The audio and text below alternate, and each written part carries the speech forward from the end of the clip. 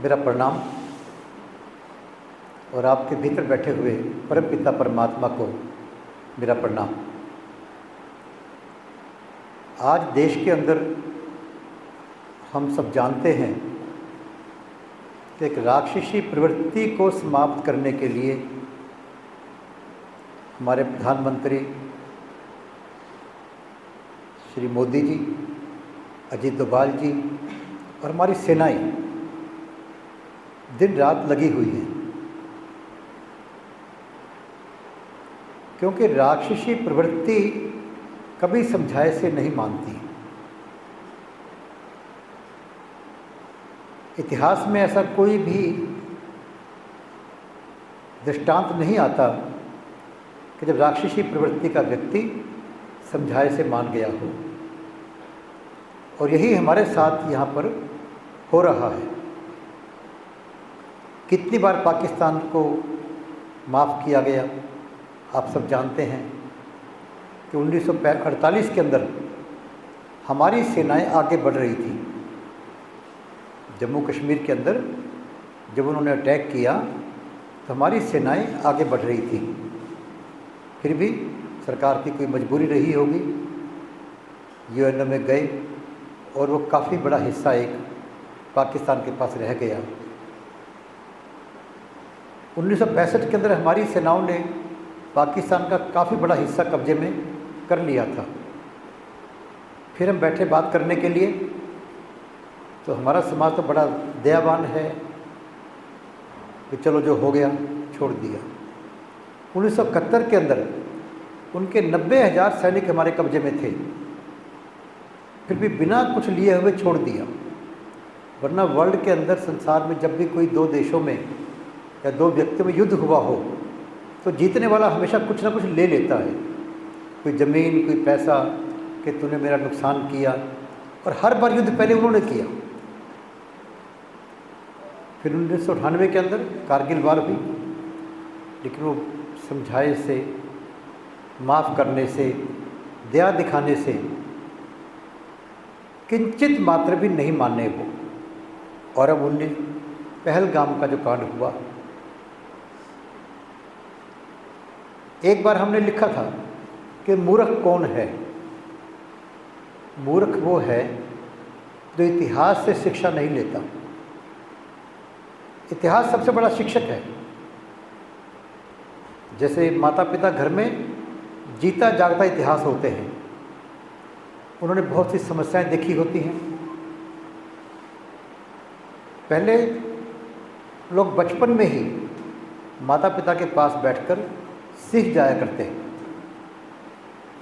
मान लो दुकान पर बैठे हैं और बच्चा देख रहा है, 10 साल का बच्चा, कि एक व्यक्ति पैसे मांगने आया और पिताजी से कहा उसने, भाई मेरे को 1,000 रुपया उधार चाहिए। पिताजी ने मना कर दिया। कहता नहीं है भाई, आजकल तो बहुत दिक्कत चल रही है, कोशिश करेंगे। वो कहता मैं ब्याज ज़्यादा दे दूंगा, लेकिन नहीं दिए। थोड़ी देर बाद और व्यक्ति आता है और पिताजी उनके, वो बच्चा देख रहा है, कहते हैं कि भाई कुछ पैसे ज़रूरत हो तो ले लो। कहता नहीं जी ज़रूरत नहीं है। अरे ब्याज कम दे देना। अब देखिए, एक व्यक्ति पैसे मांगने आया उस बच्चे के सामने, ज़्यादा ब्याज दे रहा है, कम पैसे मांग रहा है, पिताजी मना कर रहे हैं। दूसरा व्यक्ति आया, वो पैसे नहीं मांग रहा है, कम ब्याज देने पर भी नहीं ले रहा है, और पिताजी कह रहे हैं पैसे ले जाओ। अब बच्चा सीखता है, पूछता है पिताजी से कि पिताजी इसका क्या कारण है, तो समझ जाता है, समझ जाता है। वो दुनियादारी बच्चा सीख लेता है। माता पिता जीते जागते इतिहास होते हैं। इसी प्रकार समाज के अंदर जो घटनाएं घटी हैं पीछे, उनसे हमें शिक्षा लेनी चाहिए। दूसरा व्यक्ति होता है जो आगे की नहीं सोचता। हम आगे चलते हैं, बढ़ते हैं, बिना आगे देखे चलेंगे तो गिर जाएंगे, ठोकर खाकर या कहीं फिसल कर, या कांटा लग सकता है अपने को। तो कहते हैं कि मूर्ख व्यक्ति वो है जो आगे की देखकर स्टेप नहीं लेता। और तीसरा वो है जो अपने छोटे से स्वार्थ के लिए अपने परिवार, अपने समाज या अपने देश या मानवता का नुकसान कर बैठता है। इतिहास ऐसे उदाहरणों से भरा पड़ा है। जैसे पाकिस्तान की बात की, पृथ्वीराज चौहान को ने मोहम्मद गौरी को 17 बार हराया और छोड़ दिया। 17 बार। इतिहास की अगर सबसे बड़ी गलतियां गिनी जाएं, 10 गलतियां गिनी जाएं, तो उसमें एक बेवकूफ़ी या गलती पृथ्वीराज चौहान की आती है। वो बहुत वीर था, लेकिन 17 बार छोड़ दिया एक आदमी को। ये बिना विचार किए कि भाई समझाए से दुष्ट नहीं मानते। राक्षसी प्रवृत्ति का व्यक्ति समझाए से नहीं मानता। और गलती क्यों हुई कि उसके पास कोई गुरु मंत्री दिखाई नहीं देता। कई बार शक्तिशाली व्यक्ति अपने अहंकार के अंदर किसी और से राय करने की जरूरत नहीं समझता।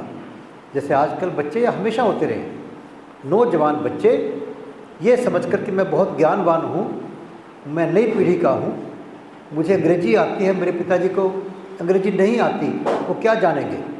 मुझे कंप्यूटर आता है, मेरे पिताजी को कंप्यूटर नहीं आता, वो क्या समझाएंगे। उनसे ज्ञान लेने की बात को चूक जाते हैं वो अनजानेपन के अंदर या अपनी बेवकूफ़ी के अंदर या अपने अहंकार के अंदर। और पीछे चलते हैं हम लोग। रामायण काल के अंदर रावण को समझाने कौन कौन गए? उनके नाना समझा रहे हैं, उनकी पत्नी समझा रही है, उनका भाई समझा रहा है उनको, और हनुमान जी जैसे विद्वान, अंगद जैसे उनके परम मित्र के बेटे, सभी तो समझा रहे हैं उनको। लेकिन राक्षसी प्रवृत्ति नहीं मानती। कहते हैं कि रावण कितना बड़ा विद्वान था।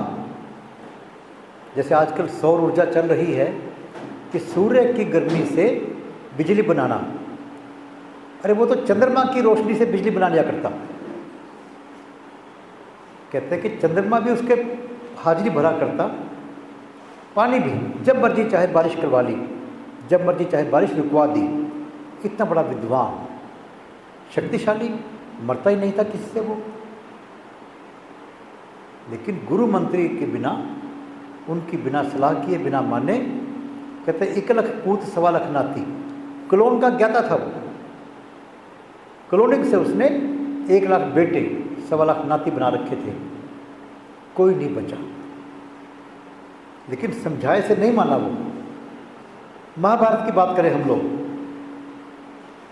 तो कृष्ण भगवान ने क्या किया? केवल राक्षसी प्रवृत्ति वाले दुर्योधन को नहीं मारा, उसका साथ देने वाले कर्ण को भी नहीं छोड़ा, चाहे वो अच्छा इंसान था। उसका साथ देने वाले भीष्म पितामह को भी उन्होंने कहा कि मारना पड़ेगा, क्योंकि वो अधर्म का साथ दे रहे हैं, राक्षसी प्रवृत्ति का साथ दे रहे हैं वो। और श्याम बाबा, जिनको श्याम बाबा के रूप से भगवान का उन्होंने दर्जा दिया, बरबरीक के रूप में, जब उन्होंने कहा कि मैं तो भाई धर्म अधर्म कुछ नहीं जानता, जो हारेगा उसका साथ दूंगा। इसलिए हम कहते हैं ना कि हारे का सहारा बाबा श्याम हमारा। एक ही बात कही उन्होंने कि जो हारेगा उसका साथ दूंगा। कृष्ण भगवान ने कहा कि भाई धर्म का साथ देना। कहता मुझे धर्म से कोई मतलब नहीं है, उसको भी मारो। तो केवल राक्षसी प्रवृत्ति वालों को नहीं, उनका साथ देने वालों को, या कल को उनका जो साथ दे सकते हैं, उनको भी समाप्त करना पड़ता है। और तभी समाज सुखी रह सकता है। तो आज भी ये हम सबको जीवन के अंदर सीखना चाहिए। राक्षसी प्रवृत्ति वाले का संग कभी मत करो, क्योंकि कुसंग तो आपको कहीं ना कहीं बुरी जगह पर ले जाएगा। बुरे संगत की तो कहा है कि नरक से भी बुरा बुरी संगत है। नरक से बुरी संगत क्यों बुरी? क्योंकि नरक आपको सजा देकर आपके पापों के कर्म को काट रहा है, और बुरी संगत आपको पापों में धकेल रही है। तो बुरी संगत को तो नरक से भी बुरा कहा गया है। तो बुरी संगत से बचना है अपने को, और राक्षसी प्रवृत्ति वालों को किसी भी मूल्य के ऊपर समाप्त करने के लिए शक्तिशाली बनना ही होगा। एक ही संदेश है हमारा श्री देवालय संघ का, जो आपको घर घर में पहुंचाना है, और सबसे पहले अपने पास पहुंचाना है कि मैं शक्तिशाली बनूंगा, मैं जुल्म को नहीं सहूँगा, ना किसी पर करने दूंगा। अपने आप से करना है। अभी दीपक कह रहे थे कि कुछ भाई हमारे जो आज का वातावरण है इस कारण डर से नहीं आ रहे हैं। कुछ भाई अपने डर होता है, डर को कैसे मिटाया जाए। पूरे ब्रह्मांड के अंदर जो भी जीव है उसको भय लगा हुआ है, भूख लगी हुई है, नींद लगी हुई है, और सेक्स की भूख लगी हुई है। कोई इसे अछूता नहीं है, लेकिन इसको कंट्रोल कैसे किया जाए कि ये हमारे पर हावी होकर हमें कंट्रोल ना करें। जैसे कोई भी शराब पीता कोई आदमी, मैं कहा करता हूँ जब तक आप शराब पीते तो ठीक है, लेकिन शराब आपको जब पीना शुरू कर देगी तब कहाँ जाओगे। शराब को बुरा क्यों कहा गया है? सिगरेट पियोगे अपने को मार रहे हो आप, लेकिन शराब पीकर आप पूरे समाज को दूषित कर रहे हो, अपने परिवार को, अपने समाज को दूषित करते हो। तो हमारे को इस युद्ध से और इस आज के हालात से क्या सीखना है? कई बार हमें डर लगता है कि नुकसान हो जाएगा, डर लगता है हमारे को कि पता नहीं क्या हो जाएगा। कई बार विचार कीजिए कि जो पहलगाम के अंदर जो निर्दोष लोग मारे गए, क्या कोई गलती थी उनकी? क्या कोई गलती थी उनकी? मारे गए। अब जो युद्ध हो रहा है इसमें भी बहुत से लोग ऐसे मारे जाएंगे जिनकी कोई गलती नहीं होगी। कुछ लोग ऐसे भी मारे जाएंगे जो मानवता की भलाई के लिए कार्य कर रहे होंगे। हो जाता है। कहते भगवान ने जो पहले तकदीर लिखता है फिर शरीर बनाता है। वो जो होना है वो होकर रहेगा, कोई उसको टाल नहीं सकता। बहुत बार पढ़ा होगा, सुना होगा आपने कि भाग्य से ज़्यादा और समय से पहले कुछ नहीं मिलता। लेकिन क्या इसमें हम कुछ कर सकते हैं? क्या इसमें हम कुछ कर सकते हैं? कई बार व्यक्ति देखता है कि जाना है जहाज़ के अंदर उसको। जब अमेरिका के अंदर 9/11 का एक कांड हुआ था, 2 ट्विन टावर थे, उनको जहाज़ मारकर उड़ा दिया गया था और कई हज़ार लोग मारे गए थे। अमेरिका जैसे देश के अंदर, जिसकी फ़ौज बड़ी सुरक्षा मजबूत है, जिसके पास सारी शक्तियां हैं। अभी इजराइल के अंदर हमास का अटैक हुआ। इजराइल की जो खुफिया पुलिस है वो सारे वर्ल्ड के अंदर सबसे ज़्यादा प्रसिद्ध मानी जाती है। वहाँ भी अटैक हो गया। हम कई बार अनजानेपन के अंदर अपने देश को, अपनी सेनाओं को कोसना शुरू करते हैं कि उनको पता नहीं लगा, ये फेल्योर है उनकी। हो जाता है, परफेक्शन कहीं नहीं होती। मैंने एग्जाम्पल दिया आपको अमेरिका की, जो सबसे मजबूत देश पूरे वर्ल्ड को चलाता है। वो एग्जाम्पल दी इजराइल की, जिसकी एजेंसी पूरे वर्ल्ड के अंदर सबसे ज़्यादा प्रसिद्ध है अपनी योग्यता के कारण। वहाँ भी चूक हो गई। तो ये चूक हो जाती है। हम क्या करें फिर? पहली बात तो ये मान के चलना चाहिए कि जो होना है सो होकर रहेगा, और प्रभु कृपा से हो रहा है तो फायदे में होगा। हम 2 बातें कर सकते हैं, या तो मानने के करने वाला भगवान है, और या माने करने वाला मैं हूँ। विचार कीजिए आप, करने वाला भगवान है तो अपने बच्चों से वो गलत कभी नहीं कर सकता। मरने से डरते हैं। अब मरने के बाद नुकसान है या नफ़ा है, क्या कहोगे आप? मरने से आपका फ़ायदा होगा या आपका नुकसान होगा, कौन जानेगा इस बात को? कोई नहीं जानता। कोई बच्चा फेल एग्ज़ाम में हो गया, फेल होने में उसका फ़ायदा है कि नुकसान है, कौन जानता है। तो 9/11 की बात कर रहा था मैं अमेरिका की। तो एक पत्रकार किसी का इंटरव्यू लेने गया, वहाँ से काफ़ी दूर इंटरव्यू लेने गया। तो जो इंटरव्यू देने वाले थे वो लेट हो गए तो उसकी जहाज़ की फ़्लाइट छूट गई और उसको ट्विन टावर में जाना था। फ़्लाइट छूट गई, बड़ा परेशान वो, मीटिंग थी इम्पोर्टेंट। लेकिन जब पता लगा सुबह कि अगर वो फ़्लाइट ना छूटी होती, वो मालिक जिनका इंटरव्यू लेना था लेट ना हुए होते, तो वो भी ट्विन टावर में मर गया होता। बहाने बचाना था, बचा लिया उसको, बहाना बना दिया उस चीज़ का। हम क्या करें ताकि हम तकलीफ़ कम से कम भोगें? तो उसके लिए क्या करना होगा? मानवता की सेवा। केवल संत के अंदर वो शक्ति है जो कि भगवान के वचन को भी काट सकते हैं। संत की बात है। जैसे एक बार किसी महिला ने कहा, नारद मुनि जा रहे थे घूमते हुए, तो महिला को उन्होंने खाना खिलाया। महिला ने पूछा, भाई क्या चाहिए? उसने कहा, जी मेरे संतान नहीं है, मुझे संतान चाहिए।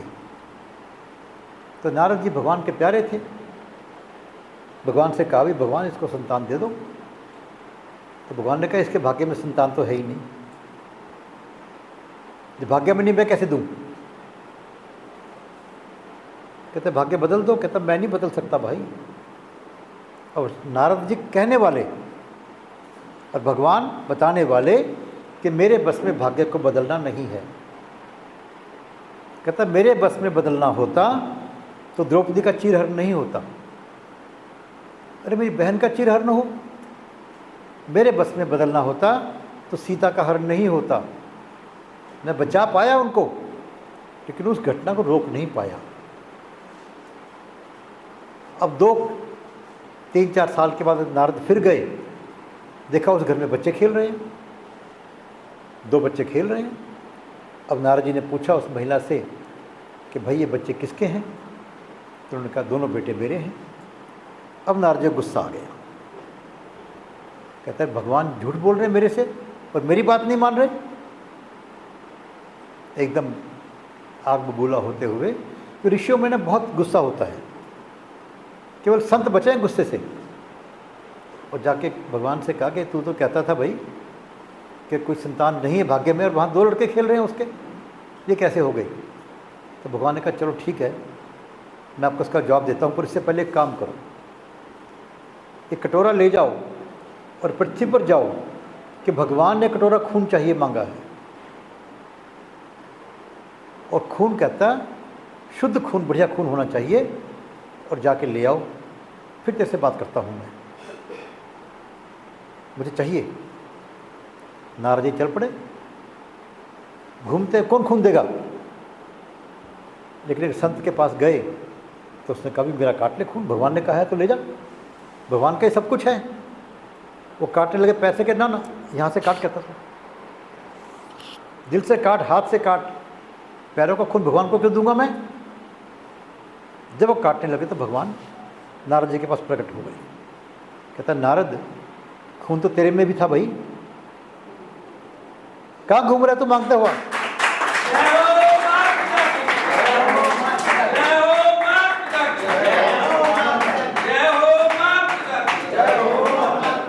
कहता ये संत उसके घर पे गया था, मेरा भगत, और उसने कहा कि भाई रोटी खिलाओ, भूखे से जो मर्जी ले लो। वो महिला आई कि रोटी तो खा लो, पर मेरे भाग्य में संतान नहीं है। कहता नहीं रोटी खिला। 2 रोटी खाई और 2 बच्चे दे दिए उसको। कहता इसकी बात मैं नहीं टाल सकता, संतों की बात मैं नहीं टाल सकता हूँ, मैं झूठा बन सकता हूँ। जैसे भीष्म पितामह ने प्रण लिया कि आज मैं भगवान से हथियार उठवा दूंगा, भगत थे भगवान के, चाहे गलत रास्ते। क्या हो गया भाई?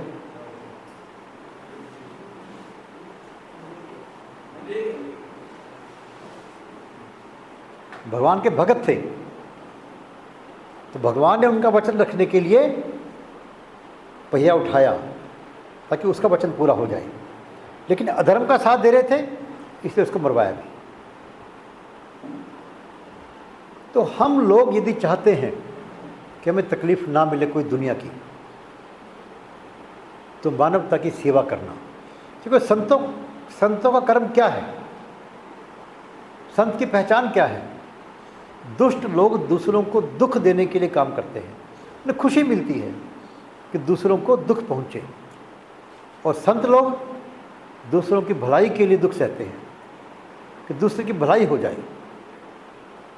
बस यही कारण उनका जन्म होता है, यही उनका कर्म होता है। तो संत लोग उनमें से होते हैं जिन्हें प्रभु प्यार करते हैं। जैसे माँ अपने बच्चे की बात को नहीं टालती कभी। देखो, कभी बच्चे की बात को माँ नहीं टालती, बाप तो टाल देता है, माँ नहीं टालती। इसी प्रकार भगवान जो हैं संतों की बात को नहीं टालता। हम संत बने ना बने, लेकिन संतों के कर्म तो करने शुरू कर सकते हैं हम लोग। मानवता की भलाई की बात तो शुरू कर सकते हैं।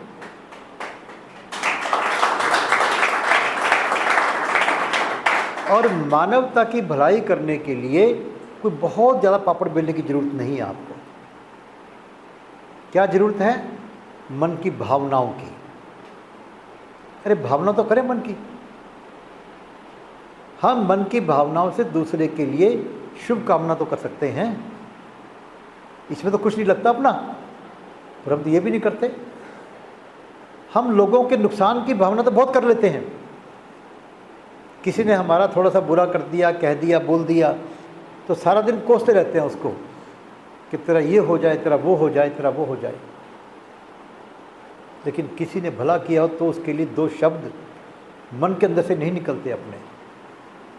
आमतौर पे सबको शिकायत होगी कि जिनका भला किया आपने, उन्होंने कई बार आपका बुरा किया होगा। परिवार वालों ने किया होगा कि देखिए मैंने भला किया उसका, मैं उसके काम आया, और वो आज कहता मेरे को बुरा कह रहा है। अरे भाई, अपना अपना स्वभाव है, अपना अपना स्वभाव है।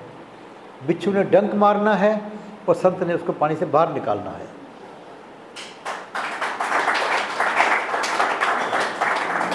ये आपकी इच्छा है कि आपने बिच्छू जैसा बनना है या संत जैसा बनना है। कर्म शुरू करें, और कहाँ से शुरू करें? मन की भावनाओं से। भावनाएं करें, शक्ति भगवान दे देगा, शक्ति भगवान दे देगा, पर मन की भावना तो आपको करनी पड़ेगी भाई। अपने शरीर के अंदर दो शक्तियाँ काम करती हैं बेसिकली, जिनसे सब कुछ होता है हमारा। एक मन की शक्ति है, एक आत्मा की शक्ति है। आत्मा की शक्ति अपना जोर लगा रही है, कह रही है कि भाई ऐसे काम करो। मन की शक्ति अपना जोर लगाती है, और आम तौर के ऊपर मन की शक्ति जीत जाती है। पूरी दुनिया को उलझा रखा है मन की शक्ति ने। और काल है, कलयुग है, तो इसमें मन की शक्ति और हावी है। क्योंकि जिसकी सरकार होती है, उसके पार्टी के आदमियों की ताकत बढ़ जाती है। तो मन किसका दूत है? काल का दूत है। आत्मा परमात्मा का दूत है। दयाल का जोर भी बहुत है, लेकिन थोड़ी सी हम कोशिश करें तो हम आत्मा को अपनी को मन पे काबू करने की मजबूती दे सकते हैं, राम नाम से और राम के काम से। राम का काम तो यही है कि हम मानवता की भलाई करें। मैं बात मानवता की कर रहा हूँ, किसी इंसान की बात नहीं कर रहा। मानवता में पेड़ पौधे पशु पक्षी सारे आ जाते हैं। मानवता की भलाई का विचार करेंगे तो भगवान आपको शक्ति देनी शुरू करेगा, ताकि आप उस काम में आगे बढ़ सकें। और फिर भगवान देखिए किस किस समस्या से अपने को बचाता है। मैं भी किसी बच्चे से बात कर रहा था, घर में कोई क्लेश तकलीफ़ है। मैंने उसको एक ही बात कही, और आप सब भी समझ लीजिए, दुनिया में कोई भी निर्माण बिना तकलीफ़ के नहीं हो सकता। जैसे बच्चे पढ़ते हैं स्कूल के अंदर, तो क्या बच्चों को तकलीफ नहीं होती पढ़ते हुए? एक छोटी सी बात सुनने वाली है कि 2 बच्चे 9-10 साल के स्कूल जा रहे हैं। एक छोटा भाई, एक बड़ा भाई है। तो छोटा भाई बड़े से पूछता है कि भैया, एक कसाई बकरी को ले जा रहा है, बकरी को काटेगा वो, और बकरी रो रही है। कहते भैया बकरी क्यों रो रही है? कहता है इसको कसाई ले जा रहा है, जाके इसको काटेगा।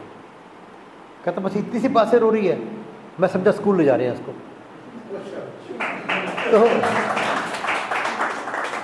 कहता बस इतनी बात से रो रही है, मैं समझा कि इसको स्कूल ले जा रहे हैं। तो बच्चों के मन में स्कूल का इतना भय होता है। अब देखो भी बच्चे को रोते हुए कभी स्कूल जाते हुए? कुछ ही बच्चे हैं जो स्कूल में मन से जा पाते हैं।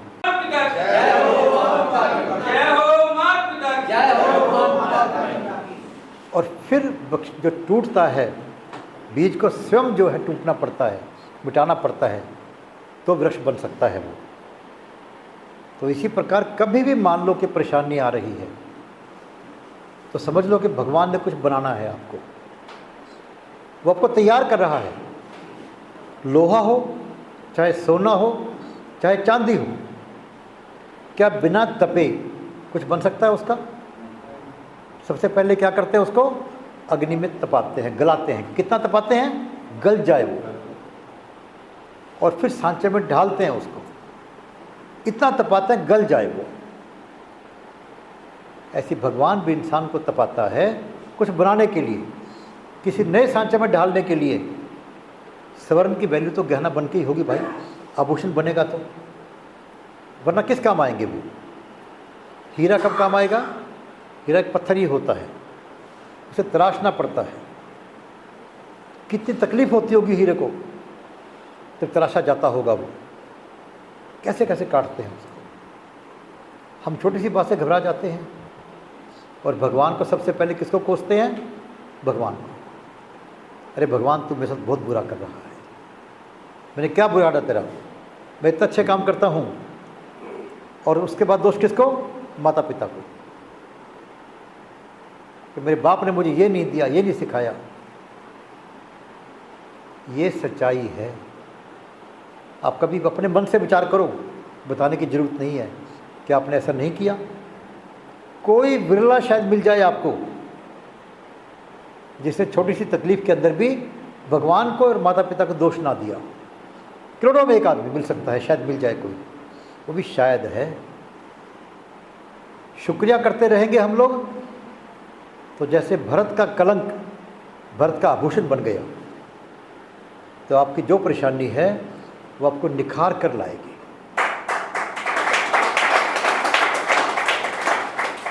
कुछ बड़ा बनाएगी आपको, और तकलीफ ना इस दुनिया में आए। इस जन्म में भी हमें सुख मिले और आगे भी हमारे को भगवान के चरणों में वास मिले। उसका इलाज तो एक ही है कि मानवता की भलाई के लिए कार्य करना, राम के नाम का सिमरन करना, राम के काम को करना, राम का नाम लेना और राम का काम करना। बस यही काम है भाई। बाकी सब काम करते रहो, कोई काम करने की मनाही नहीं है आपको, लेकिन मानवता की भलाई से मत चूक जाओ, मत चूक जाओ। अनजानेपन के अंदर कई बार मजबूरी के अंदर चूक जाते हैं।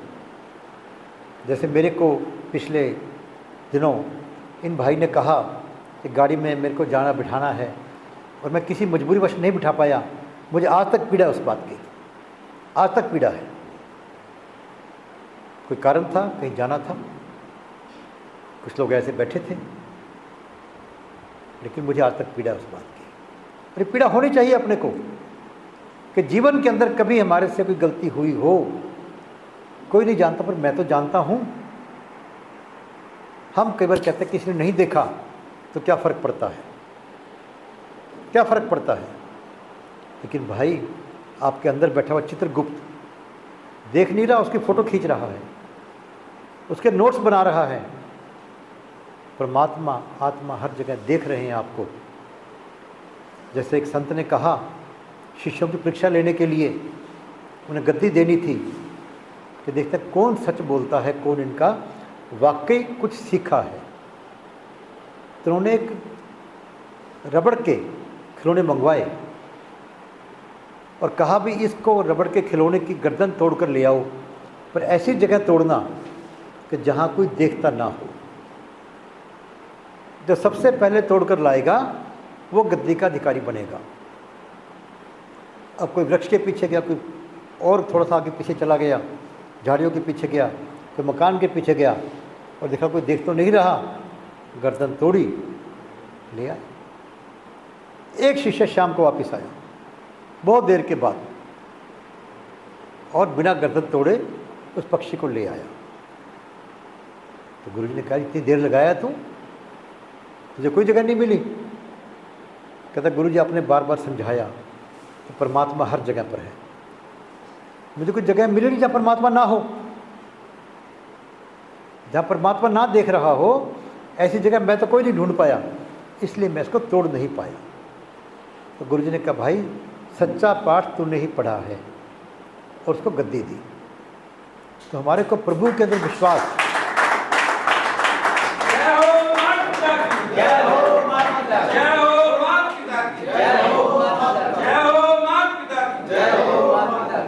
हमारा अभी हम कहते हैं प्रभु भगवान पे विश्वास करता हूँ, और भी विश्वास करता है तो दुखी क्यों होता है? और दुखी होता है तो विश्वास नहीं है तेरे को। बहुत सिंपल सी बात है। अगर आज एक 10 साल के बच्चे को ऊपर से कहें छलांग मार बिल्डिंग से, और उसके फादर जो है उसको पकड़ने को तैयार हों, वो छलांग नहीं मारेगा। लेकिन 1 साल का बच्चा, बाप उछालता ऊपर से, वो खुश होता है, रोता नहीं, वो हंसता है, वो उसको विश्वास अपने बाप के ऊपर। अब बहुत बच्चे बनकर ही विश्वास करना पड़ता है। दिमाग लगाओगे तो दिमाग विश्वास नहीं करने देगा, कभी नहीं करने देगा। वो कहेगा, यार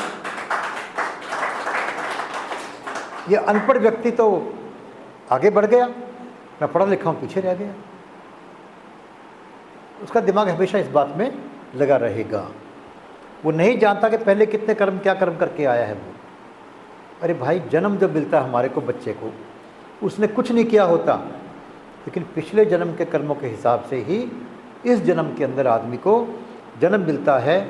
शरीर पूरा मिले, शरीर अधूरा मिले, अमीर घर मिले, गरीब घर मिले, लेकिन भगवान साथ में आपको एक शक्ति देकर भेजते हैं कि भाई इस जन्म के कर्मों से आप पिछले जन्म के कर्मों में सुधार कर सकते हो।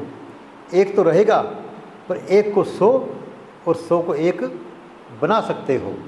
इसलिए आपने देखा होगा कि कई लोग गरीब होते हैं, बड़े अमीर बन जाते हैं। कितने उदाहरण हैं। अब्राहम लिंकन राष्ट्रपति बना, गरीब घर का बच्चा था। धीरूभाई अंबानी गरीब घर के बच्चे थे, भारत के सबसे अमीर व्यक्ति बने। मोदी जी गरीब घर के व्यक्ति थे, आज देश के प्रधानमंत्री बने हुए हैं। अपने इस जन्म के कर्मों से आप पिछले जन्म के कर्मों के पाप भी कम कर सकते हो। और कई बार अमीर व्यक्ति बनकर बाद में बुढ़ापे के अंदर वो गरीबी में आ जाता है। चीन का जो राजा था, चीन का जो सम्राट था, उसने अपनी उम्र के अंदर, बुढ़ापे के अंदर, अपने महल के पार्कों में माली काम करना पड़ा उसको। कहने कि कर्म अड़े आते हैं। तो पिछले जन्म के कर्म तो आप कुछ तो चले गए, हो गए, पर ये कर्म तो आपके हाथ में है, आप कर सकते हो। और सबसे पहला कर्म जो कर सकते हो, जिसमें कुछ नहीं करना, वो है भगवान के नाम का सिमरन करना। कुछ करना है इसके अंदर आपको। आप सब यहाँ बैठे हैं, राम का नाम ले सकते हो। राम का नाम नहीं लेते मान लो, तो जय हो माता पिता की कर लो, कि माता पिता में तो भगवान खुद वास करते ही हैं, कर लो बिना बोले। बिना बोले, ना बोलने की ज़रूरत है, ना किसी को दिखाने की ज़रूरत है। मन ही मन में करना शुरू कर दो। राम राम करो, अल्लाह अल्लाह करो, लेकिन दृष्टि कहाँ? भगवान के ऊपर, कि प्रभु मुझे तो नाम नहीं आता कुछ भी, तुझे याद कर रहा हूँ मैं। जैसे वाल्मीकि जी ने कहा कि मैं तो मरना ही जानता हूँ भाई, मारना ही जानता हूँ, कुछ नहीं आता मेरे को, राम रूम नहीं होता मेरे से। क्या तुम मरा मरा कर ले भाई। लेकिन ध्यान कहाँ था? भगवान के अंदर, कि मरा मरा कह के भगवान को याद कर रहे हैं। और वाल्मीकि जी ने ही श्री राम को पृथ्वी के ऊपर उतारा, हम कह सकते हैं। अगर वाल्मीकि जी की रामायण ना होती, कौन जानता। तुलसीदास जी ने रामायण तो बहुत बाद में लिखी है। तो वाल्मीकि जी क्या थे? डाकू थे, और क्या बने? ब्रह्म ऋषि बने। कुछ भी बन सकते हैं आप लोग भी। केवल कहते हैं मैं क्या बनूंगा, मैं तो गरीब घर में पैदा हुआ हूँ, मुझे पढ़ना लिखना नहीं आता, या मेरे पास पैसे नहीं हैं। आम तौर पे हम इन बातों को सोचते रहते हैं। अरे भाई, इतिहास में बहुत लोग ऐसे जिनके पास कुछ नहीं था और बहुत कुछ बन गए, वो बहुत कुछ बन गए।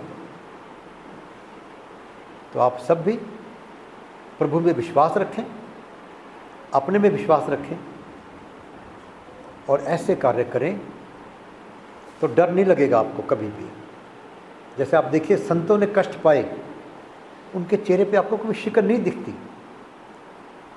आप कोई फोटो देखिए भगत सिंह की, सुभाष की, विवेकानंद की, उनके चेहरे पे क्रीम पाउडर नहीं लगे हुए। और उनकी फ़ोटो के मुकाबले किसी भी एक्टर की, जो वर्ल्ड का सबसे ब्यूटीफुल व्यक्ति हो, सुंदर व्यक्ति हो, वो भी उनके मुकाबले कुछ नहीं लगेगा आपको। संतों की तो बात ही अलग है। गुरु अर्जुन देव जी गर्म कढ़ाई पर बैठे हैं, चेहरे पे शांति देखो उनकी। ईसा मसीह को सूली पर लटकाया गया है, उनके चेहरे पे शांति देखो आप। तो हमारे सबके पास भगवान ने वो दे रखा है कि जिससे आप कुछ भी बन सकते हो, मर्जी आपकी है। लेकिन भगवान आपको बताता है। कई बार आप कहते हैं मुझे तो बताया नहीं किसी ने, तो भगवान कभी मेरे द्वारा, कभी आपके द्वारा, कभी किसी और के द्वारा कहलाएगा आपको, भाई देखो फिर मत कहना मैंने बताया नहीं था। दुनिया में ऐसा कोई व्यक्ति नहीं जिसको भगवान ने आगाह ना किया हो। आत्मा अंदर से बोलती है, और भगवान बाहर से भी आपको, चाहे माता पिता के द्वारा, चाहे अध्यापकों के द्वारा, चाहे मित्रों के द्वारा कहलाता है आपको कि भाई तेरा रास्ता ये है, बुरे कर्म मत कर, वरना 100 रुपया का गुण जो है आपका, जो 100 मिलने हैं वो 1 में रह जाएंगे। अच्छे कर्म कर तो 100 की तकलीफ़ 1 में बदल जाएगी आपको। और दुनिया में ऐसे उदाहरण भरे पड़े हैं, और अपना भाग्य आप लिख सकते हैं। गरीब परिवार में पैदा होना भाग्य की बात हो सकती है, गरीब मरना भाग्य की बात नहीं है। कहीं ना कहीं आपकी भी उसमें कर्मों में कमी है। हम अपने अहंकार के अंदर कई बार किसी की बात सुन नहीं पाते, सुनते नहीं, सुनते हैं तो मान नहीं पाते, और हम भगवान से भी अहंकार कर लेते हैं अपना। तो मेरा आप सबसे यही निवेदन रहता है कि प्रभु में विश्वास रखिए। उसके हर काम के अंदर कुछ ना कुछ छुपा होता है, क्योंकि कल क्या होने वाला है तो क्या पता, अगले पल क्या होने वाला है ये भी कोई बता नहीं सकता। तो जो उसमें विश्वास रखेगा, प्रभु उसके ऊपर हमेशा ही अपनी कृपा तो प्रभु की बरसती रहती है, और अपना बर्तन सीधा हो तो भर जाएगा वो। तो कोई प्रश्न आपका हो तो किसी का बात करते हैं, बताइए। बैठे बैठे। के कारण हम हैं या माता पिता हमारे कारण हैं? बस एक बात सोचनी चाहिए, माता पिता के कारण हम हैं तो फिर हम उनको आगे रखेंगे, ये होना चाहिए। आप बताइए। गए थे, क्यों भागे थे? उसको मारने के लिए। वे था उनका भी, इनको ऐसे मारना है और सिखाना है कि कई बार जंग के अंदर भागना भी एक आपकी कार्यशैली होती है, या आपकी रणनीति होती है, भागना भी कई बार। मतलब भागना या कई बार मैं छाती पे गोली खाऊंगा, कोई मतलब नहीं, मतलब है जीतने का। जीतने के लिए जो भी ज़रूरी है वो काम करना चाहिए। जरासंध के बारे में भगवान ने खुद कहा, जो पुस्तकों में पढ़ेंगे हम आएगा, ग्रंथों में, वो कहता है कि ये बार बार पूरे दुष्टों को साथ लेकर आ जाता है। कहता मैं कहाँ कहाँ सबको ढूंढूंगा। दूसरी पृथ्वी के जितने दुष्ट हैं, राक्षसी प्रवृत्ति के लोग हैं, जरासंध उनको साथ में इकट्ठा करता है, फिर आ जाता है। वरना जरासंध को मारना क्या मुश्किल था, क्या मुश्किल था। दुर्योधन के समय भी उसकी तरफ जितने राजा लोग लड़े, जो धर्म का साथ दिया, अब भगवान तो एक क्षण मात्र में किसी को मार सकते हैं। इससे बड़ा प्रश्न तो ये भी है कि भगवान जब इच्छा शक्ति से ही सब कुछ कर सकते हैं, सुदर्शन चक्र चलाते सारे मर जाते, क्यों युद्ध कराया इतना? ये सारी बातें हमारे को सिखाने के लिए हैं। जैसे कि रामायण से क्या सीखेंगे हम लोग? पहली बात तो कि जीवन में इतना बड़ा बदलाव नहीं आता कि राजगद्दी से वनवास, एकदम विपरीत, एकदम विपरीत। लेकिन भगवान के चेहरे पर मुस्कान है, वो उसमें भी भला देख रहे हैं अपना, तो भला बन गया उनका। कैसे कैसे हथियार मिले, आशीर्वाद मिले उनको, मानव लीला की बात कर रहे हैं। दूसरा मैसेज, भगवान ने मित्र कौन बनाया अपने? सुग्रीव जो सताया हुआ था, बाली को नहीं बनाया। हम किसे हेल्प मांगते हैं? शक्तिशाली से। हमें कोई दिक्कत आती है तो अपने आसपास में जो शक्तिशाली व्यक्ति है हम उसे हेल्प मांगते हैं। भगवान ने किसको साथ लिया? सुग्रीव को, विभीषण को। सताए हुए लोग थे, कमज़ोर लोग थे। हम बड़ों के चक्कर में खुद को उलझा लेते हैं और शक्तिशाली नहीं बन पाते।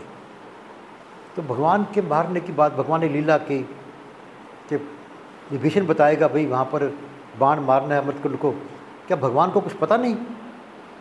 लेकिन मानव लीला करके बता रहे हैं आपको कि मानव जीवन के अंदर ऐसी तकलीफ़ें आ सकती हैं। जैसे कर्ण कृष्ण भगवान को कहता है, कृष्ण ने कहा कर्ण तूने धर्म का साथ दिया। कहते मेरा क्या दोष था, मेरी माँ ने मुझे पैदा होते ही छोड़ दिया। मेरा क्या दोष था कि मुझे जो है गुरु ने शिक्षा नहीं दी, और दी तो मुझे श्राप दे दिया कि मौके पर भूल जाओगे। कृष्ण ने कहा चलो भाई ठीक है, तुम्हारे साथ अन्याय हुआ, चलो मेरी बात देखते हैं कि जन्म होते ही तो मुझे माँ बाप छोड़ने पड़ गए अपने को, पैदा होते ही। और फिर कहता जितने राक्षस आने मेरे ऊपर आए, कभी पूतना आ रही है, कभी बकासुर आ रहा है, कभी कोई आ रहा है, कभी कोई आ रहा है। मैंने किसकी भैंस खोली थी भाई? थोड़ा सा बड़ा हुआ तो मेरे को कहता राधा मिली, कहता प्रेम हुआ मेरा, वो छोड़नी पड़ गई मेरे को। कंस के पास आ गया, मामा का मुझे मारना पड़ा, मामा मेरा दुश्मन बन गया। फिर बड़े हुए तो मुझे मथुरा छोड़ के द्वारका भागना पड़ गया। कहता भाई जुल्म किस पे ज़्यादा हुए देख तो ले। पर मैंने धर्म का साथ नहीं छोड़ा और तूने धर्म का साथ छोड़ दिया। यही हम गलती करते हैं। थोड़ी सी तकलीफ हमारे को आए तो हम धर्म का साथ छोड़ देते हैं। आपका अपमान किसी के करने से नहीं होगा, आपका अपमान आपके चरित्र के विपरीत चलने से होगा, आपका अपमान धर्म के विरुद्ध चलने से होगा। कोई व्यक्ति में हिम्मत नहीं आपका अपमान कर दे, वो नहीं होता। लेकिन यदि आप अपने चरित्र से गिर जाएंगे उस डिफ़िकल्टी के अंदर, परेशानी लोग क्या करते हैं? सबसे पहले मान लो किसी को कर्जा हो गया, पैसे देने हो गए, सबसे पहले फ़ोन उठाना बंद करते हैं उसका, घर पे मिलना बंद करते हैं उसको, फिर या तो उसको गाली देने की कोशिश करते हैं, गलत कहने की कोशिश करते हैं, मारने की कोशिश करते हैं। अरे भाई प्रेम से बात करने की कोशिश तो नहीं करते हैं? क्यों भागते हो समस्या से? किसी भी बड़ी से बड़ी समस्या का समाधान समस्या के अंदर ही छुपा होता है। कोरोना का समाधान कहाँ मिला? कोरोना के सेल के अंदर। मलेरिया का समाधान कहाँ मिला? मलेरिया के मच्छर के अंदर। और सांप के कांटे की जहर की दवाई भी सांप के जहर से बनती है।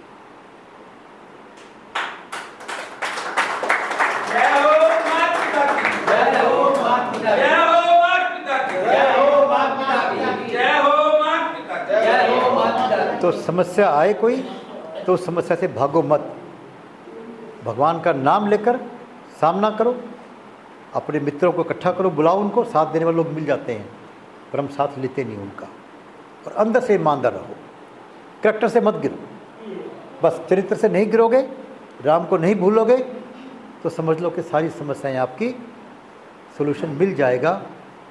आज नहीं तो कल मिल जाएगा, क्योंकि जो कर्म आए तो भोगने पड़ेंगे अपने को। आप ये मान लीजिए तकलीफ़ हो रही है तो मेरे पिछले जन्मों के पाप के कर्म कट रहे हैं, कट रहे हैं। और प्रश्न किसी का कोई?